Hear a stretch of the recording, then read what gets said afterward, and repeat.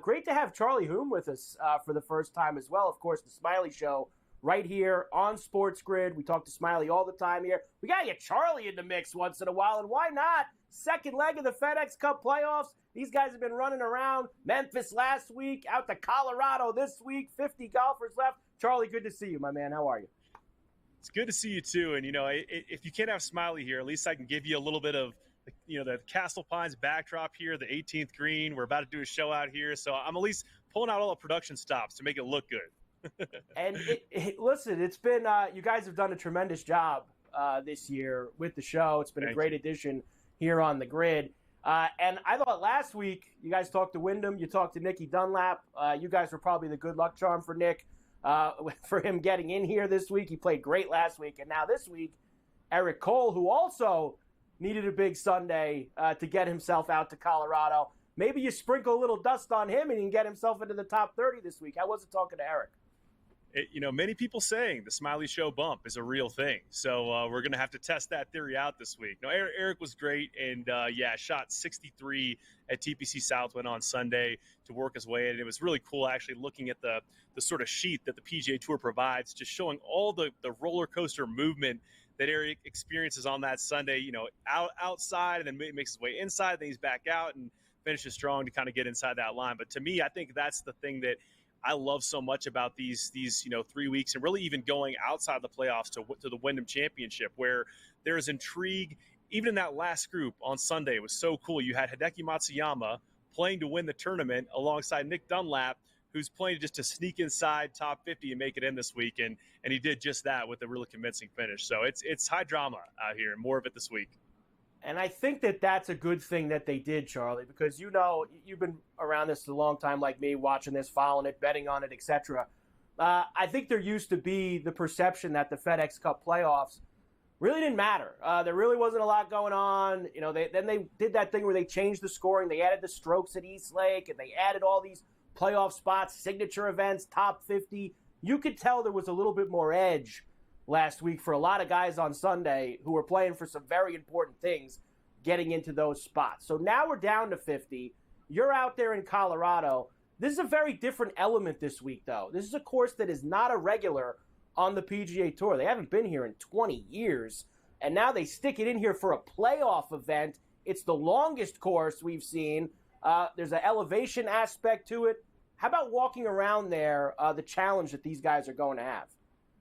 Yeah, I just got off the course, walked the back nine this morning, although I can't quite say that I walked the back nine as much as I hiked it, because it is a lot of up and down. It's 6,400 feet of elevation, and it's really interesting to me just trying to kind of profile this course, because to your point, the last time they played here for the International, it was a Stableford event. It was a number of years ago, and the thing that stood out to me the most was the tightness of a lot of the landing areas.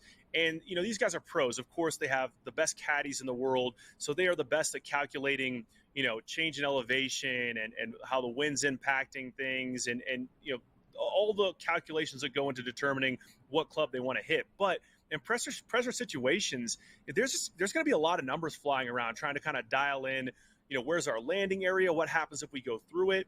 I was talking to Davis Thompson's caddy today. He was playing the 12th or 13th hole, I believe, and just talking about how in one sort of direction they're hitting like 7-wood and they're afraid it's going to run through the fairway, but if the wind comes back, they really got to hit a 3-wood out there to have a good club in for the approach shot. So I think there's going to be a lot of caddy player math happening out here this week, or just through the weekend, and whoever can kind of nail those numbers the best and then kind of play the best approach shots, that's going to be the guy who succeeds out here. And when you talk about guys who succeed, obviously when you look at who you want to back this week, this is an event that it moves around. It doesn't stay at the same place every year in the FedEx Cup playoffs. But one thing stays the same here, Charlie, and that's big dogs usually eat when you get down to the last 50 and you get to the BMW. That's just the way it goes. So even though we've got guys between 30 and 50 who are trying to get themselves to Atlanta, you had Viktor last year, you had Cantlay 2 years before that, you had Rahm, JT. That's the last 5 years of this event. I'm guessing you're going to go big dog as well, or you take it somewhere a little further down the board. The guy that I just can't get away from here, because I've just been waiting to use him all year long, is Viktor Hovland, a guy that just was at the end of last year. He won this event last year. Was in Olympia Fields, I believe, in outside Chicago, and then of course goes on to win the FedEx Cup at Eastlake, and then plays fantastically well in the Ryder Cup. The famous. Paired with Ludwig Oberg, beat Scotty Scheffler and Brooks Koepka 9-7. It looks like he's going to be one of the best players in the world. And then drops his coach and kind of goes through a real rough patch at the start of the year. Had a good finish at the PGA Championship, but outside of that, was not just in the same form he was at the end of last year, but now finishes tied for second last week. It all looks like it's starting to click. And if you're talking about like elite approach players, so guys that need to be accurate off the tee, and then guys who are going to need to kind of hit shots close to make some birdies this week, that is Viktor Hovland in spades. So I like Hovland a lot, but I also I just think driving accuracy is going to be really important this week. So some other guys that I'm looking at that are in the mix here are Aaron Rai, an incredibly accurate driver of the golf ball. I believe he is the most accurate driver of the golf ball on tour this season. I like Sepp Straka. I like this week. Tommy Fleetwood, I like a lot this week, and even like a Colin Morikawa. Those are kind of the group of guys I'm looking at this week. It kind of feels like with Colin, he's a guy that I'm going to back this week. He's on my card. I just feel like he's got to pay this year off with a win at some point, right, Charlie? Like he had that run from the Masters all the way, really, you could say, to the Scottish right before the Open Championship. I mean, he was in the top 15 every single week, tons of top fives, a couple runner-ups. It just feels like he's earned it. You're going to win something at some point, and this might be the week for him. You are absolutely correct. I feel the exact same way. I said it last week, leading into the FedEx St. Jude Championship of like, maybe this is the week he picks off a win, because if you look at his full season and his results, nobody's played better without bringing home a trophy, especially in 3 of those 4 majors. So I got to think that it either this week is a little bit tougher to handicap, knowing that it's a new course and we don't know how he's going to play up here. And I was watching him walk around earlier with his caddy, Jakovac, and kind of identifying where they wanted to hit some tee shots, and it looks like they're pretty dialed in. But also, if you remember last year, he played great the first 2 rounds at Eastlake and had a little struggle on the weekend, but that's one too where it's a place where he's comfortable. If he doesn't get one this week, I could see him staying in the mix and lifting the FedEx Cup trophy when this thing's all said and done. Very possible. It was a rough week for Rory last week. Really one of the worst tournaments you could ever say you could see Rory McIlroy play, and especially when he finishes pretty much dead last.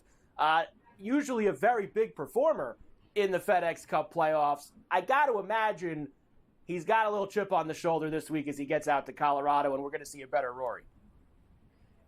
You hope. I mean, I never wish playing bad on a guy, but no. I just don't know how I feel about Rory this week, given that I just think there's going to be a real demand for precision iron shots. And last week, it wasn't like he drove the ball bad. He was in good positions. Then some of the iron shots and wedge shots he hit with his approach, it didn't make sense. It's stuff we're not accustomed to seeing from Rory McIlroy. And for the same reason that I'd stay away from a Max Homa, who is a phenomenally talented player, one of the world's elite, is going to get back there, but he's going through something right now. He's kind of grinding on some swing changes, and he needs to work his way through that before I can say that's the guy I want to place money on. I'm in a similar boat with Rory. It's like I kind of need to see him fix some of the stuff that's ailing him, especially at a course like this, before I'm willing to put money on him.